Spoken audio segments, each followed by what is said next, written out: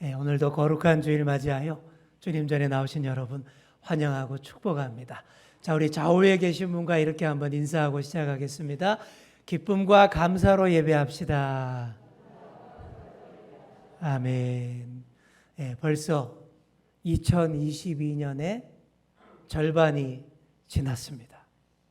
그래서 7월 첫 주, 하반기 첫 주를 맞이하게 됐어요. 그리고 오늘은 무슨 주일이죠? 맥주 감사 주일입니다. 보리맥자, 그래서 보리를 추수하고 전반기를 마무리하는 그런 절기죠. 전반기 동안 우리와 함께 하시고 지켜주신 그 하나님 은혜에 감사드리고 새롭게 맞이한 이 하반기도 하나님께 맡겨드리는 아주 뜻깊은 절기가 바로 오늘입니다. 감사하는 마음을 듬뿍 담아 맥주 감사 헌금으로 우리의 물질도 하나님께 드리지만 봉사와 헌신도 더 많이 드리시기를 자원하시는 그런 여러분 다 되시기를 바랍니다. 우리 자신을 하나님께 더 드릴 수 있는 그런 절기가 되어야 합니다. 왜냐하면 옛날부터 우리 대한민국과 우리 한국교회는 다른 자원이나 자산이 있는 게 아니라 사람이 최고의 자원이요 자산이었기 때문입니다. 그러니 사람에게 계속 투자해야 하고 그리고 봉사하고 헌신하는 좋은 일꾼들이 더 많이 배출되어야 그게 맞는 것이죠. 저는 우리 교회를 위해서 기도할 때에 우리 재정이 넉넉하게 해주십시오라고 그런 기도도 많이 하지만 또 더 많이 하는 기도가 더 좋은 성도들이 우리 교회에 더 많아지게 해달라고 그런 기도를 더 많이 합니다. 왜요? 사람이 최고의 자산이기 때문입니다. 좋은 일꾼이 더 많이 우리 교회에 등록하고 또 자원하여 헌신하는 성도가 더 많이 생겨나서 목사님 그 일은 제가 맡아서 하겠습니다. 딱 이 소리 들으면 얼마나 기분이 좋은지 몰라요. 제가 제일 듣고 싶어하는 소리가 그거예요. 목사님 그거 제가 하겠습니다. 맡겨주십시오. 그보다 더 듣기 좋은 말이 없습니다. 자, 우리 다 같이 허리를 한번 딱 펴보시고 저를 따라 한번 해보겠습니다. 목사님 그 일은 제가 맡아서 하겠습니다. 아멘. 따라서 한 말이지만 얼마나 기분이 좋은지 몰라요. 정말 시원스럽고 정말 은혜가 넘치는 그런 말입니다. 교회마다 연말이 되어서 조직하고 부서와 부서를 세우고 새 일꾼 세울 때마다 얼마나 힘든지 몰라요. 왜요? 이리 빼고 저리 빼시는 우리 성도님들 때문에 교역자들 혈압이 팍팍 올라가요. 저도 부목사 할 때 혈압이 팍팍 올라가더라고요. 근데 앞으로 우리 교회는 그런 일 전혀 없는 교회. 좋은 사람, 맞춤 맞는 사람 다 일꾼들을 적재적소에 탁탁탁 다 시원하게 세우고 감사하는 그런 교회 될 수 있기를 소망합니다. 무슨 일이든 사람 세우는 일이 제일 중요해요. 정말 그렇습니다. 최근에 우리나라가 새 정부를 구성하면서도 뭐가 제일 문제였습니까? 인사 문제가 제일 시끄러웠지 않습니까? 인사청문회를 열어서 이 사람이 자격이 있는지 없는지 꼼꼼하게 따지는 것도 정말 중요한 이 나라의 국가 요직을 아무나에게 맡길 수 없기 때문에 그렇게 하는 게 맞는 것이죠. 자, 그런데 우리 하나님은 아무에게나 맡기는 것 같은 그런 느낌을 받을 때가 있어요. 성경에서 우리 하나님의 인사 정책을 보시면 인사청문회 하면 바로 잘릴 사람들만 다 골라서 세우는 것 같은 그런 느낌이 듭니다. 오늘 본문에서도 그런 사사가 하나님 앞에 세워지는 장면을 볼 수가 있습니다. 누구입니까? 기드온이에요. 사사기에서 굉장히 비중 있게 다루어지는 중요한 사사 기드온 오늘 드디어 등장하게 됩니다. 여자 사사 드보라를 통해서 이스라엘 땅에 40년간 평화가 있었습니다. 좀 오래가나 싶어서 지켜봤더니 아니나 다를까 이스라엘이 또다시 바알과 아세라 우상을 섬기고 하나님 앞에서 악을 행했습니다. 그랬더니 또다시 암울한 시대가 도래했어요. 이번에는 미디안 족속에 넘겨져서 7년간 압제와 수탈을 당하게 됩니다.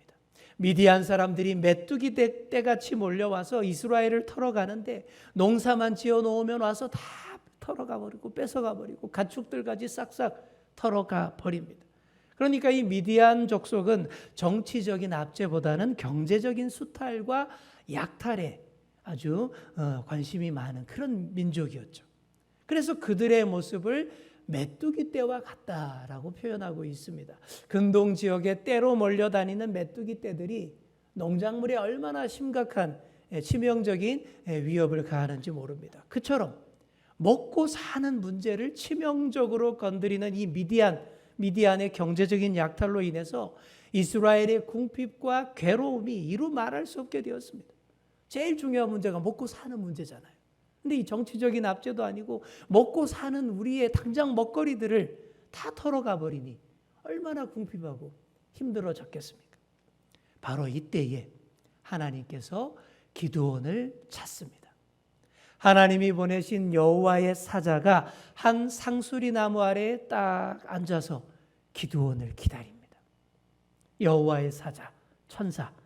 근데 이 천사가 겉으로 보기에는 다른 일반적인 사람들과 별로 다를 바 없이 보였나 봅니다. 그래서 기드온도 그냥 평범한 사람으로 알고 그를 만나고 그와 대화하는 장면이 펼쳐집니다. 그런데 본문의 이 기드온의 첫 등장은 너무나 초라해 보입니다. 너무나 없어 보입니다. 11절 후반부를 보시면 기드온이 밀을 타작마당에서 타작하지 않고 포도주 틀에서 타작하고 있었습니다. 왜 그랬겠습니까? 수확물만 보면 메뚜기 떼처럼 달려들 그 미디안 족속이 무서워서 그래서 숨어서 하고 있는 거예요. 그래서 몰래 포도주 틀에 쭈그리고 앉아서 이 밀을 타작하는데 소리 날까 봐 조금씩 살짝 그렇게 타작합니다. 갑자기 뭐 큰 소리라도 팍 날라치면 헉 누가 또 듣고 있나 누가 보지 않을까 살피고 또 살핍니다. 기드온의 그 처진 어깨가 참으로 초라하고 왜소하기만 합니다. 그런 기드온을 하나님의 사자가 첫 마디가 이렇게 부릅니다. 큰 용사야, 여호와께서 너와 함께 계신다. 큰 용사라고 불렀어요. 어디를 봐서 큰 용사입니까? 어디를 봐서 이스라엘을 구원할 사사예요. 어디를 봐도 용사의 기계나 지도자다운 당당함 전혀 찾아볼 수 없는 그 쭈그람만이 있는데 그런데 그렇게 불렀어요. 우리 주님의 인사 정책이 늘 그렇습니다. 지금은 전혀 아니지만 앞으로 반드시 그렇게 될 사람을 뽑는 그런 인사 정책을 하시는 분이 우리 하나님이신 거예요. 그래서 언제나 첫 만남은 첫 부르심은 번지수 잘못 찾은 것 같고 잘못된 만남 같고 실망스럽고 그렇습니다. 하지만 하나님은 그렇게 찾아오셔서 부르시는 첫 호칭부터 아주 미래지향적으로 부르십니다. 지금 전혀 큰 용사가 아닌데도 큰 용사라고 부르면서 앞으로 반드시 그렇게 세워질 것이다. 그렇게 선포하시고 부르시는 것입니다. 자, 우리 옆에 계신 분께 이렇게 말해 주겠습니다. 당신도 하나님의 큰 용사입니다. 아멘. 자, 그런데 이런 호칭과 부름의 말을 들은 기드온의 입에서는 전혀 좋은 소리가 안 나옵니다. 여러분 성경에서 12절과 13절을 한번 비교해서 보십시오. 12절에서 여호와의 사자는 아주 짧고 간결하게 말했는데 13절은 얼마나 깁니까? 6장에서 제일 긴 장이 13절인데 이게 다 기드온이 쏙사포처럼 쏟아낸 불평의 양입니다. 제가 한번 빨리 읽어보겠습니다. 기드온이 그에게 대답하되 오 나의 주여 여호와께서 우리와 함께 계시면 어찌하여 이 모든 일이 우리에게 일어났나이까? 또 우리 조상들이 일찍이 우리에게 이르기를 여호와께서 우리를 애굽에서 올라오게 하신 것이 아니냐 한 그 모든 이적이 어디 있나이까? 이제 여호와께서 우리를 버리사 미디안의 손에 우리를 넘겨주셨나이다. 숨이 차죠, 그죠? 그동안 쌓이고 쌓였던 말을 폭포수처럼 지금 이 하나님의 사자 앞에 쏟아내고 있는 거예요. 하나님 앞에서 첫 번째 보인 반응이 그러니까 엄청난 불평이었습니다. 한마디로 이거예요. 도대체 이 지경이 되도록 하나님 뭐 하셨어요? 이겁니다. 도대체 우리와 함께 하신다더니 우리를 완전히 버리신 거잖아요. 우리를 미디안 손에 팔아 넘겼네요. 이겁니다. 기드온은 현실의 어려움이 너무 커서 지금 완전히 절망하고 좌절해 있는 거예요. 믿음의 눈을 감아버린 겁니다. 하나님께서 자신들을 버렸다라고 자포자기하고 있었던 것입니다. 그래도 여호와의 사자가 좋은 말로 계속 기드온을 설득을 합니다. 그래 알았다. 그래서 하나님이 너를 찾는 것 아니냐. 바로 지금부터 바로 너를 통해서 구원하려고 한다. 그러자 다음 기드온의 반응은 거절이었습니다. 거절하는 논리는 자신의 나약함, 바로 그거예요. 15절을 보시면 내가 무엇으로 이스라엘을 구원하리이까? 보소서, 나의 집은 므낫세 중에 극히 약하고 나는 내 아버지 집에서 가장 작은 자니이다. 자신의 장점과 강점은 다 어디로 가고 없고요. 자신의 약점만 계속 얘기하는 거예요. 이런 말만 들으면 기드온은 진짜 잘하는 게 하나도 없고 단점만 있는 사람처럼 보입니다. 나는 집안도 안 좋고요. 나 자체가 부실하고 약한 사람이다. 이렇게만 말하고 있습니다. 능력 없는지 다 알죠. 능력 있으면 지금 여기서 쭈그리고 앉아서 그죠? 깔짝깔짝 그렇게 타작하고 있겠습니까? 다 알아요. 다 알지만 그래도 지금 널 부른다 라는 그런 말씀인 겁니다. 그러자 기드온은 이제 이렇게 나옵니다. 증거를 보여주십시오. 내가 뭘 믿고 확신하고 나아갈 수 있을지 하나님의 확실한 증거를 보여주십시오.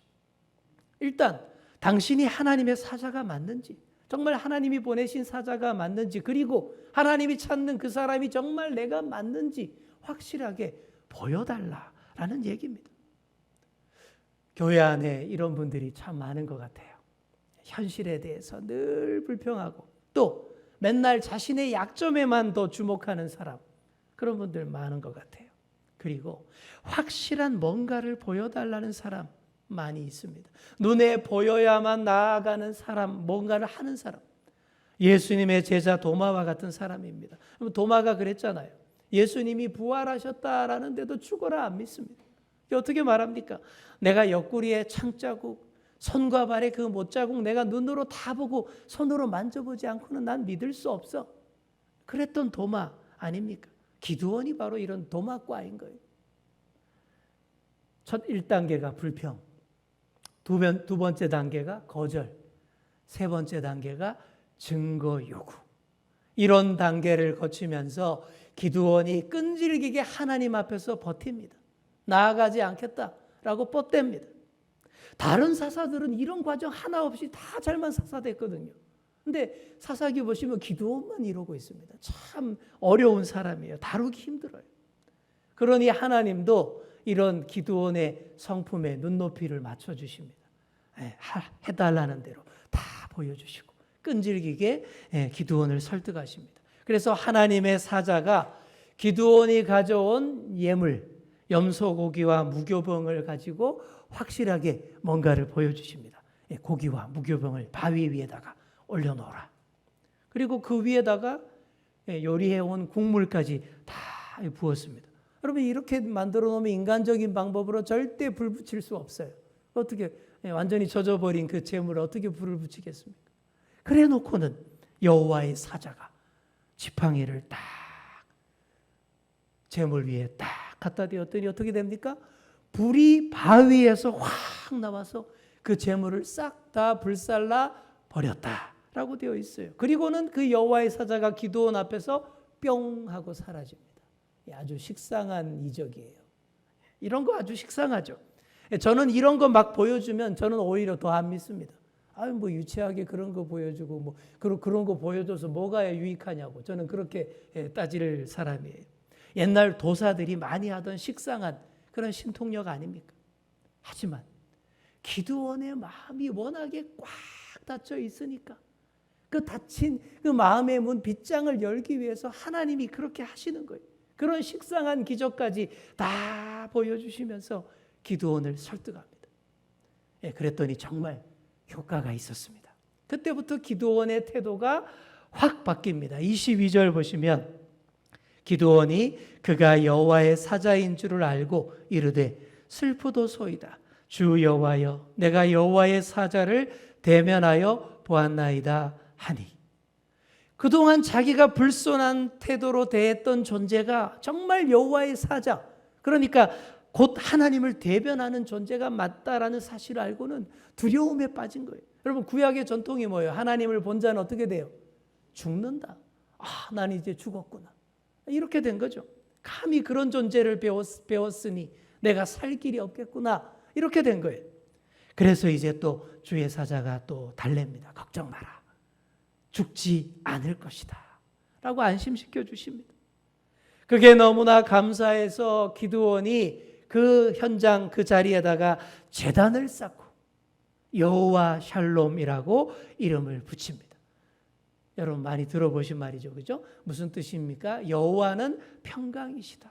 여호와는 평화. 이런 뜻입니다.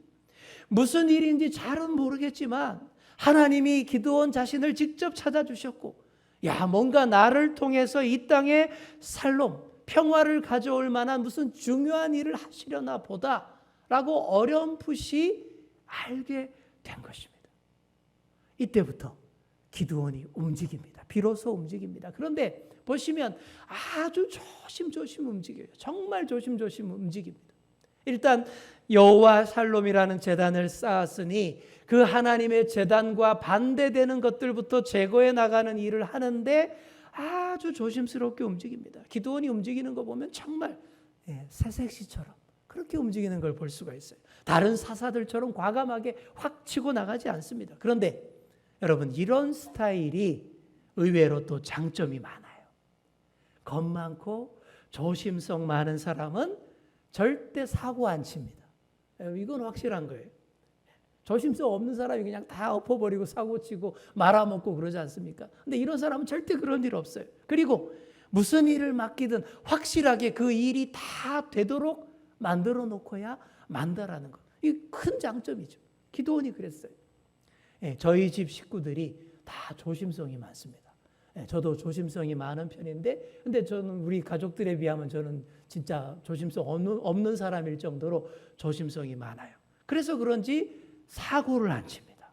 교통사고 내본 적도 없고, 그죠? 사고도 안 치. 우리 집 애들은 어릴 때 뭐 넘어진다거나 뭘 떨어뜨린다거나 뭐 떨어진다거나 기물을 파손한다거나 이런 적이 한 번도 없었습니다. 너무 조심성이 많아서. 그러니 온몸에 흉터 하나 없이 매끈하게 잘 이렇게, 그죠? 팔꿈치, 무릎 하나, 흉터 하나 없이 잘 자라게 된 것이죠. 여러분, 기드온의 움직임이 그렇습니다. 기드온의 스타일이 그래요.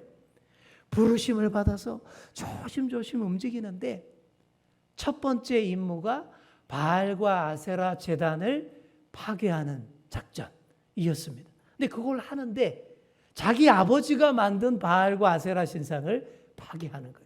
그리고 그것도 낮에 못하고 아무도 없는 밤에 몰래 가서 그렇게 해냅니다. 하지만 그것도 기드온 입장에서는 나름 엄청난 큰 일을 성공적으로 잘한 거예요. 다음 날 아침 난리가 났습니다. 온 동네 사람들이 와서 보고는 기겁을 하는 거예요. 바알의 제단이 다 박살나 있고 옆에 있던 아세라 신상도 다 허물어져 있는 거예요. 그리고 새로 세운 제단 위에 살찐 소가 번제로 타오르고 있습니다. 그 번제는 기드온이 여호와 하나님을 향한 예배의 번제로 세워놓은 것이죠. 기드온이 그랬다라는 것을 알게 된 그 동네 사람들이 다 그 아버지에게로 몰려갑니다. 기드온 아버지에게 몰려가서 씩씩대면서 따집니다. 어떻게 감히 이런 짓을 할 수 있겠냐? 어떻게 바알과 아세라 신당을 이렇게 박살을 내버리냐고 따집니다. 여러분 생각해 보시면 이게 이스라엘 사람들이 정신 못 차리고 있는 거예요, 지금. 그죠?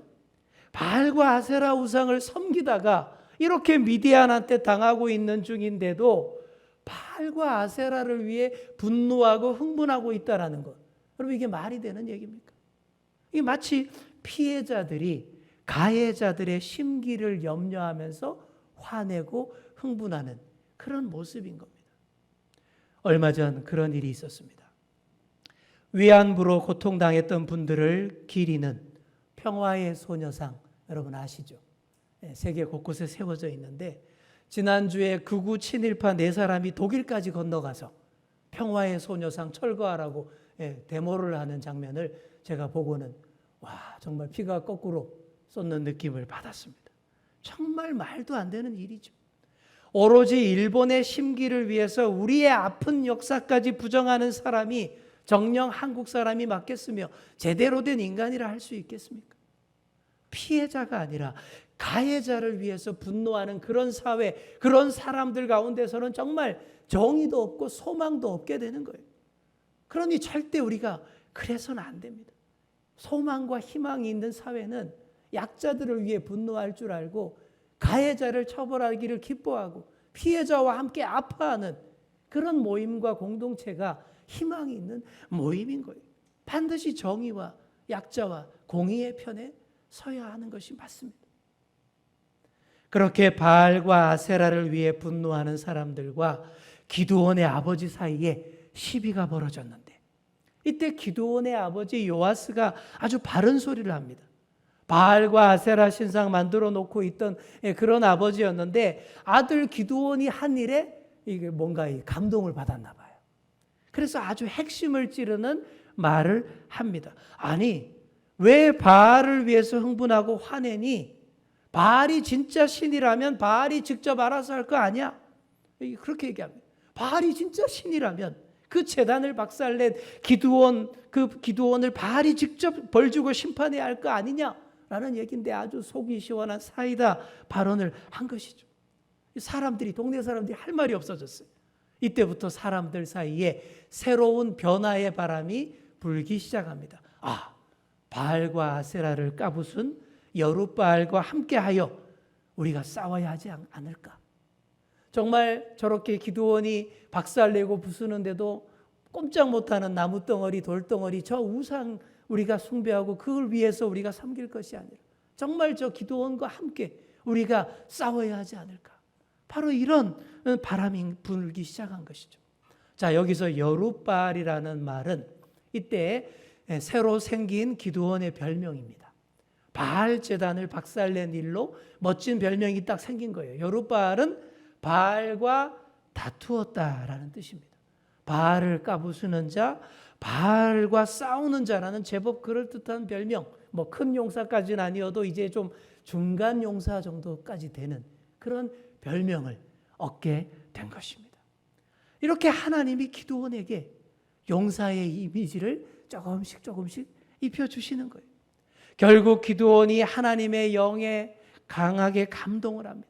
성령에 감동한 기드온이 나팔을 불어서 군대를 모집합니다. 그랬더니 전 이스라엘 전역에서 싸우겠다며 함께하겠다며 32,000명이나 되는 장정들이 기드온에게로 몰려왔습니다. 그러자 이 미디안도 위협을 느끼고 많은 군대를 모집해서 공격해오게 되었죠. 이제 완전히 급박한 전면전으로 지금 휘몰리게 된 겁니다. 이렇게 급박한 상황으로 내몰리게 되니 기드온이 또 불안해합니다. 그 성품이 어디 가겠습니까? 그래서 어떻게 합니까? 이번에는 양털 뭉치를 딱 들고 하나님 앞에 섭니다. 다시 확실한 증거를 보여달라며 하나님께 구하면서 표적을 구하는데 이른바 양털 뭉치 테스트를 하게 되는 것이죠.